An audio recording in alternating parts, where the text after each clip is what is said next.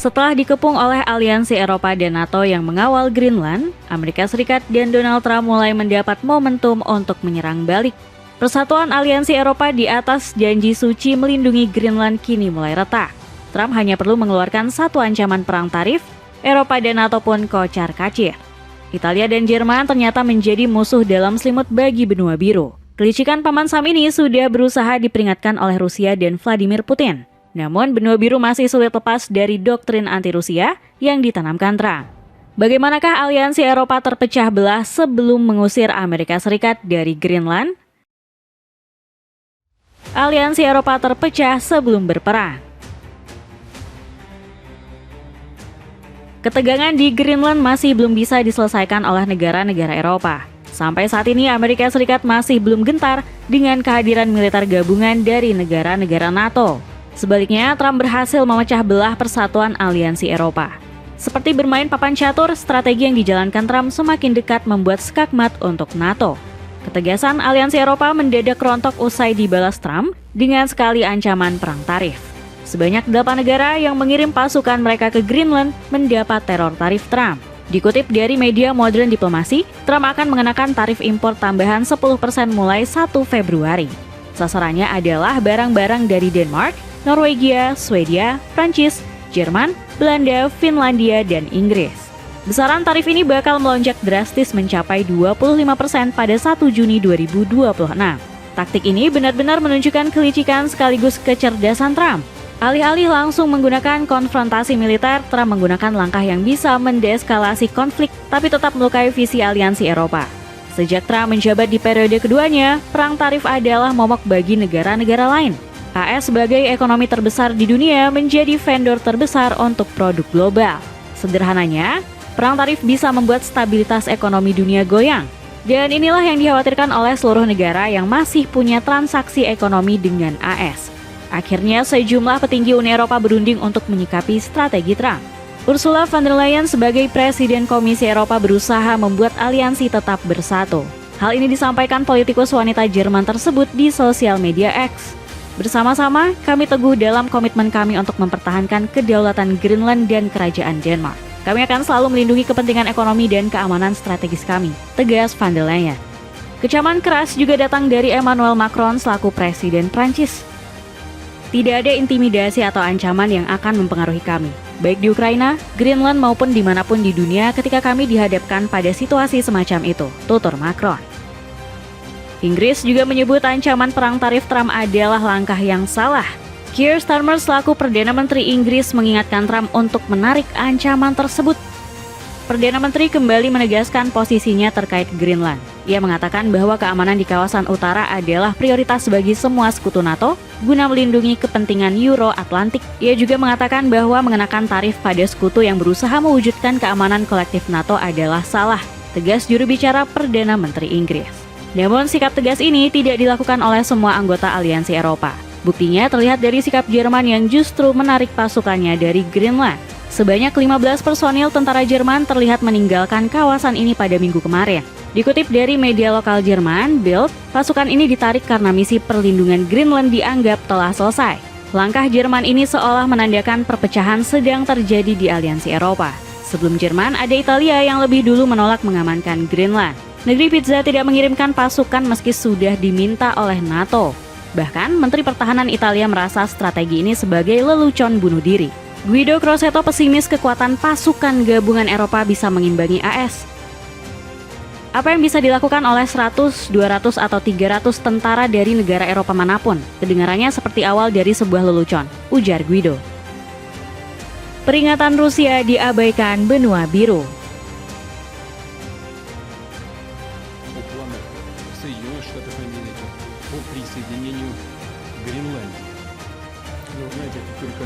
На первый взгляд может кого-то удивить и глубоко ошибочно полагать, что это какие-то экстравагантные разговоры новой американской администрации. Ничего подобного. На самом деле такие планы у Соединенных Штатов Америки проявились еще в 60-е годы XIX века. Уже тогда американская администрация рассматривала возможность аннексии Гренландии и Исландии. Pidato Vladimir Putin ini seolah terdengar sebagai tamparan keras untuk Eropa dan NATO. Ya, Putin sudah memperingatkan benua biru terhadap bahaya laten Amerika Serikat.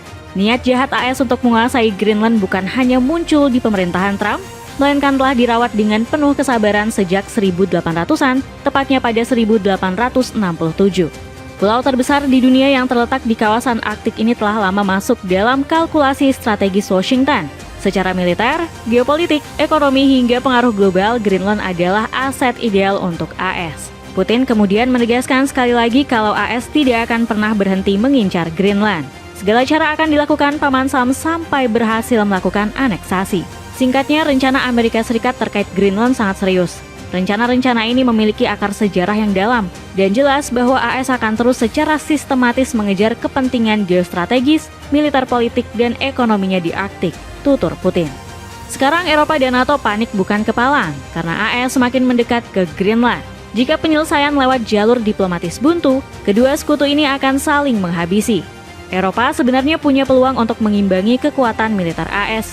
Namun mereka terlalu gengsi untuk menjalin komunikasi dengan Rusia sejak perang Ukraina-Rusia meletus. Selama ini, Eropa dan NATO terus menganggap Rusia sebagai musuh yang harus dijauhi. Perang Ukraina-Rusia membuat citra Rusia dan Putin semakin tercoreng di benua biru. Padahal secara geografis, Rusia adalah tetangga sesungguhnya dari aliansi Eropa.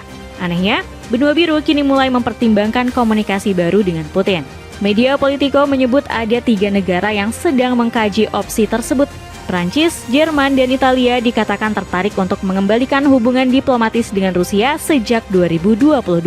Mulai dari Emmanuel Macron yang terpikat dengan rudal IRBM Oresnik, kemudian Giorgia Meloni juga merasa Rusia bisa diajak berunding dalam kasus Ukraina.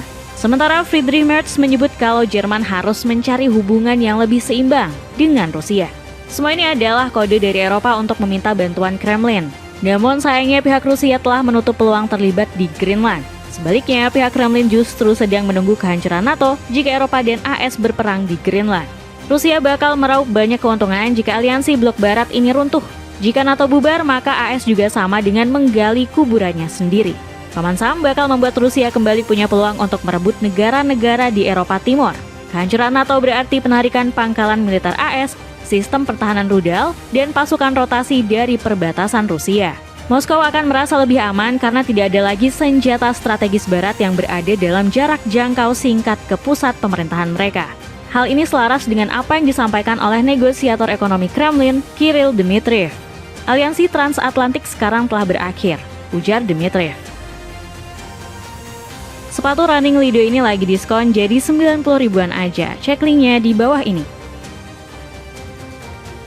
Tipu muslihat Donald Trump berhasil. Meskipun manuver Amerika Serikat di Greenland berpotensi membubarkan NATO, Donald Trump tetap tidak peduli. Presiden ke-47 AS ini memang beberapa kali mengabaikan keutuhan NATO. Bahkan ia siap mempertimbangkan opsi untuk keluar dari aliansi blok barat tersebut. Bagi Trump, proyek Golden Dome yang hanya bisa diwujudkan dengan mencaplok Greenland jauh lebih penting daripada memikirkan nasib NATO. Sebagai informasi, Trump sangat ambisius membangun sistem pertahanan udara anti-rudal tersebut. Ia ingin AS memiliki Iron Dome yang ada di Israel tapi berkali-kali lipat lebih canggih. Untuk mewujudkan mega proyek Golden Dome ini, AS harus merogoh dana fantastis senilai 175 miliar dolar AS atau 2.869 triliun rupiah.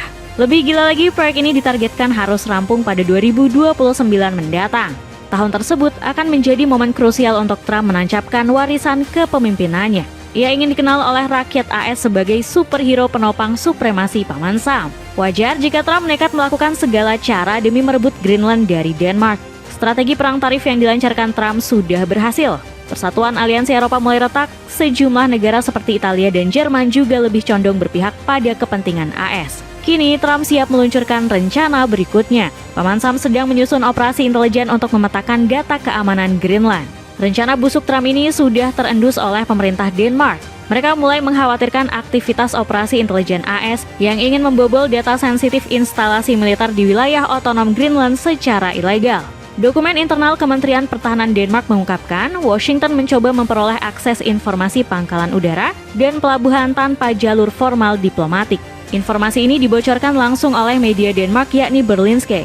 Hingga kini Kementerian Pertahanan Denmark terus memperketat pengawasan terhadap lalu lintas informasi strategis di Greenland. Copenhagen menegaskan kerjasama keamanan harus tetap menghormati kedaulatan wilayah dan prosedur bilateral yang telah disepakati kedua negara dalam aliansi transatlantik. Celana running pria dari Kam ini lagi diskon besar-besaran. Cek link di bawah ini. Dengan perpecahan aliansi Eropa dan NATO, akankah Greenland benar-benar akan menjadi milik Amerika Serikat sepenuhnya?